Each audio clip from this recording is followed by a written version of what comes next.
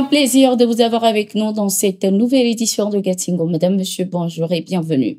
La crise entre le Niger et le Bénin est loin de connaître son épilogue, alors que plusieurs personnes estiment que la tension entre les deux nations se serait apaisée avec la récente solution trouvée aux transporteurs. Une situation vient de se faire de prouver le contraire. Le général Abdourahmane Tiani, président de transition du Niger, aurait refusé de recevoir le ministre béninois des Mines, envoyé du président béninois Patrice Talon. Le ministre béninois des Mines, Samou Seydou Adambi, était à Niamey dans le cadre de la session du comité inter-État de pilotage du projet Pipeline qui s'est tenu dans la capitale nigérienne avec les Chinois.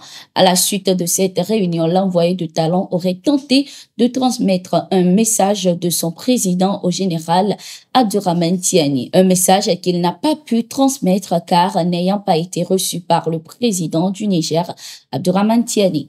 J'étais porteur d'un message de son excellence président Patrice Talon à son homologue frère nigérien, le général de brigade Tiani Abdourahmane, qui n'a pas pu me recevoir pour prendre ce message-là. Ce n'est pas à moi d'apprécier, c'est au chef d'État d'apprécier. Je lui dirai également tout ce que nous avons pu faire avec mon homologue et les Chinois ensemble à Niamey pour le projet Pipeline, a indiqué le ministre béninois des Mines, l'envoyé de Talon. Le Bénin et le Niger traversent une crise diplomatique qui continue de s'aggraver. Le Niger a toujours gardé ses frontières fermées, affirmant qu'il y a des bases étrangères sur le sol béninois qui formeraient des terroristes pour la déstabilisation.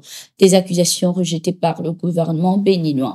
Le Niger refusant de rouvrir sa frontière avec son voisin, le président béninois a à son tour empêché que le pétrole nigérien ne transite par son pays. Il a fallu la médiation de la société chinoise WAPCO, partenaire des deux pays pour la gestion de l'oléoduc, pour convaincre les deux parties de lancer le premier chargement. Le Niger a d'ailleurs déjà commencé l'exportation de son pétrole brut à l'international. La première cargaison de pétrole nigérien est actuellement acheminée vers la France. La communauté économique des États de l'Afrique de l'Ouest, CEDEAO, est toujours à pied d'œuvre pour le retour des pays de l'AES. Lors de la commémoration des 49 ans de l'institution sous-régionale, le vice-président de la commission de la CEDEAO, Damtien Tientibidja, a indiqué que l'institution fait tout son possible pour faire revenir les trois pays. Eh bien, c'est encore un travail en cours. Franchement, pour nous, c'est navrant de savoir que 3 États membres voudraient sortir de cette communauté. Nous sommes plus forts en tant que communauté. C'est comme une famille. Vous savez, on est toujours plus fort quand la famille est unie. Et pour nous, nous y travaillons toujours. Vous savez, nous sommes toujours en négociation avec ces États membres pour garantir qu'ils restent au sein de notre communauté. Mais même s'ils partaient, ils resteraient nos frères et sœurs. Comme vous le savez, nos frontières sont poreuses. Les citoyens ont des familles partout dans nos frontières et nous formons tout un seul peuple, a-t-elle indiqué. Au cours de ce même événement, le président de la commission de l'institution sous-régionale avait également appelé à l'union entre les pays membres. Lors d'une interview accordée à Africa Young Voices News, le colonel Issa Bangoura, le directeur des relations publiques et de l'information de l'armée de la Sierra Leone, a indiqué que son pays est en attente d'une force de stabilisation de la communauté économique des États de l'Afrique de l'Ouest, CEDEAO. Ce contingent de l'institution sous-régionale aura pour mission notamment à renforcer l'appareil de sécurité de la Sierra Leone à la lumière des récentes émeutes, manifestations et tentatives de coup d'État.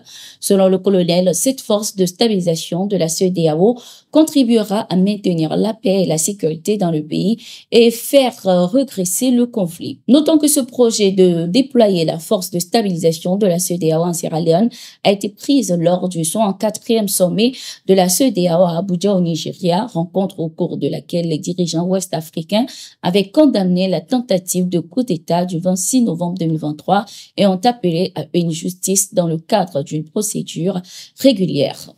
Les Sud-Africains étaient dans les urnes ce 29 mai 2024. Personnes étaient inscrites sur les listes électorales pour les élections de cette année. Le taux de participation était de 66%. Cette élection est considérée comme la plus importante du pays depuis la fin de l'apartheid, un scrutin sur fond de désamour pour l'ANC, le parti au pouvoir depuis 1994.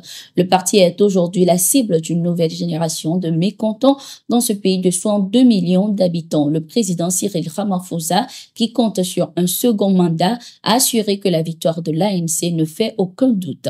Du côté de l'opposition, le chef de la DEA a évoqué une nouvelle ère après 30 ans de scrutin où il allait de soi que l'ANC allait gagner. On se demandait seulement avec quel score, a-t-il précisé. Le résultat de cette élection en Afrique du Sud est attendu ce week-end.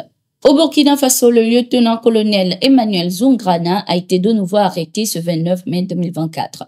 Ceci, quelques jours après sa liberté provisoire. Il a été interpellé pour une raison qui est pour l'heure inconnue, alors qu'il quittait sa résidence surveillée à Ouagadougou. Selon son avocat, il serait actuellement retenu à la Sûreté nationale. En janvier 2022, Emmanuel Zungrana avait déjà été arrêté pour complot contre la sûreté de l'État peu avant le coup d'État contre l'ex-président Roch-Marc Christian Kaboré. À cette époque, il avait également bénéficié d'une liberté provisoire de courte durée avant d'être réarrêté une dizaine de jours plus tard et placé en résidence surveillée.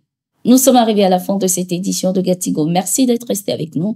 Nous sommes en continu sur nos différentes plateformes et sur notre site d'information, le www.toafrica.com.